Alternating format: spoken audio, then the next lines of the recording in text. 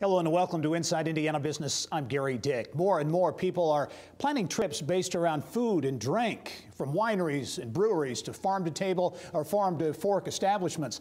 Indiana may be on its way to becoming a culinary destination. That's why the Indiana Department of Agriculture and Office of Tourism partnering on a new culinary and agritourism strategy with a long-term vision of making the Hoosier State a center for best practices and a destination for special food and farm-based experiences. And for more on this new initiative, I'm pleased to be joined now by Indiana Office of Tourism Development Executive Director Mark Newman. Mark, is always welcome to the program. Thank you. Some would think it's an unlikely pairing of agriculture and tourism, but when you look at the numbers and what's going on, it makes a lot of sense to partner on this. Yeah, well, what we've learned through the research we've done and what we're seeing in other parts of the country, both culinary tourism and agritourism are the fastest growing sectors out there. And when you think of Indiana and the raw product that we have to offer here, it's a natural for us to be able to go into this sector. And as you look around the state, Indianapolis is developing a reputation, I think, Metro Indy, as a food destination, a foodie destination.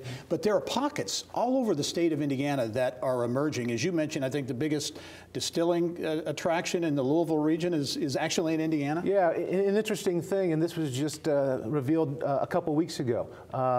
Starlight Distillery, part of the great Huber Winery and Farm complex, has really stepped forward and created a wonderful leisure travel experience.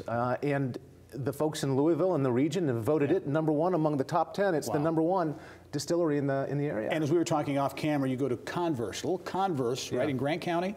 Right. And it's becoming a destination. It really is. They have done a fabulous job organically, pardon the pun, but organically they have almost rebuilt their image around culinary and agritourism. There's a fabulous barbecue place there that has done some amazing things with locally grown, locally raised, and it's impacted other businesses and business development in the area. Okay, how will this partnership and this agritourism, you want to be very intentional about this. How's this strategy, this initiative going to work? Well, there are three main characteristics to the strategy. There's got to be a focus on policy and regulation as one. The second is education, and the third is marketing. And we think through this partnership with the Indiana State Department of Agriculture, we're able to hit on each of these three cylinders very effectively. There are going to be some things that emerge that could be potential barriers to operators or future operators related to policy and regulation.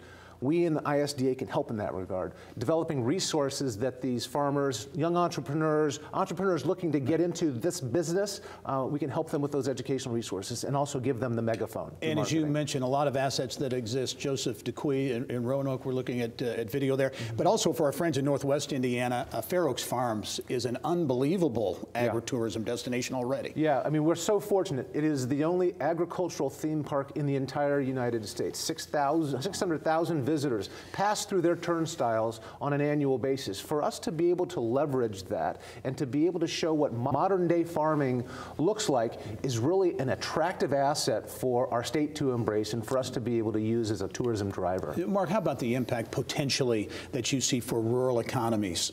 Many are suffering, let's face it, around the country and some here in Indiana. What potential does this offer for those more rural small towns in Indiana? Well, it's a significant one. So what we've seen nationwide is that agritourism is a $700 million industry. And the last time that was measured was 2012.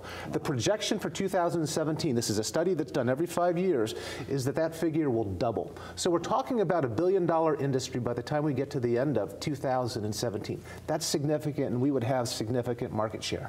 Next steps, what can we expect to see from this strategy? Yeah, so we've taken the strategy out, and it's really important that we regionalize it. We need to create action teams within regions that bring together local assets, regional assets, and then we integrate them at the statewide level. That enables us to create that megaphone, to push out the messaging about Indiana and its destination qualities around ag and culinary tourism.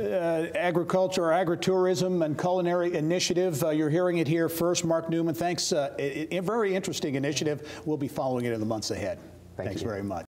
Well, thanks for watching Inside Indiana Business on YouTube. For the latest statewide business news, be sure to visit InsideIndianaBusiness.com and subscribe to our free daily e-newsletters by clicking on the link.